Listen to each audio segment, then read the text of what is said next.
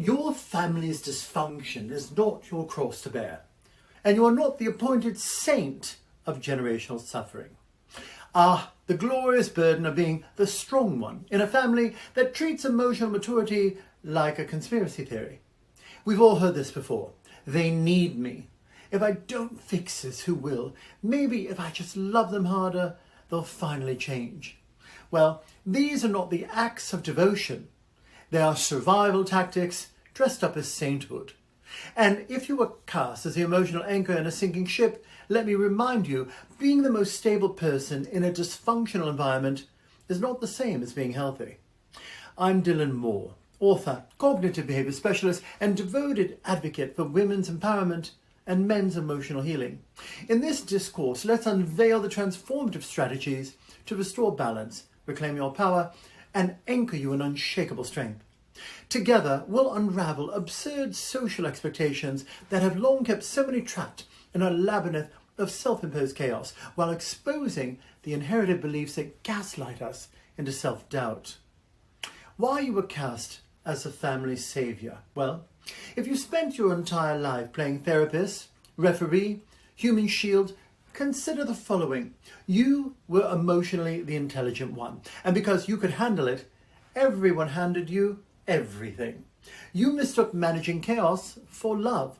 If fixing things earned affection, guess what you kept doing? You were groomed to be the buffer. When adults couldn't regulate, you were the peacekeeper. Adorable, really. You believed rescuing them would finally earn their approval, and every time it didn't, you doubled down.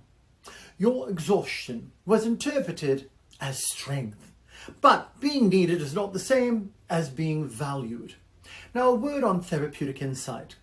Parentification and emotional enmeshment. What you're experiencing is often rooted in parentification, a dynamic where children are forced to take on adult emotional responsibilities paired with emotional enmeshment, where boundaries are blurred or non-existent.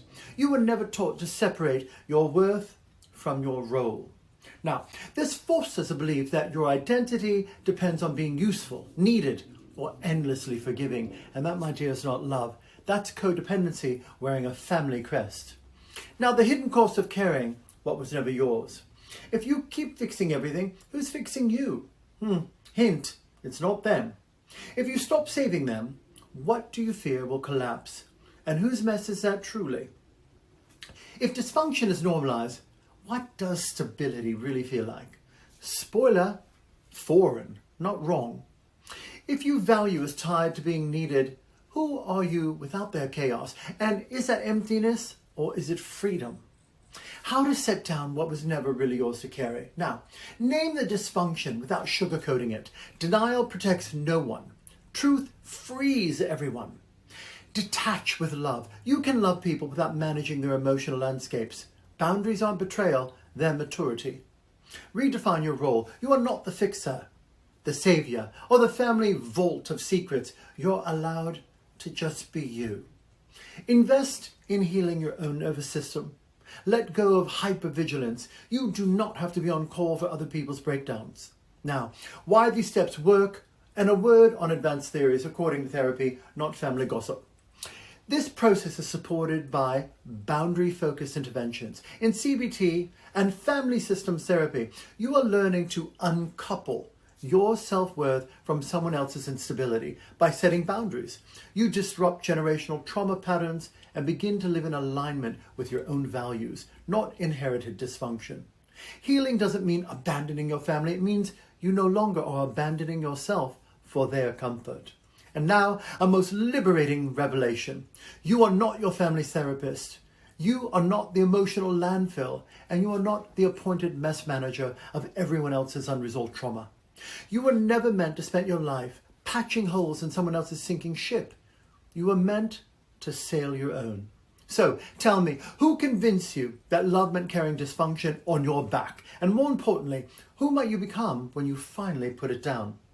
Drop a like or a comment below, and let's normalize choosing peace over performance.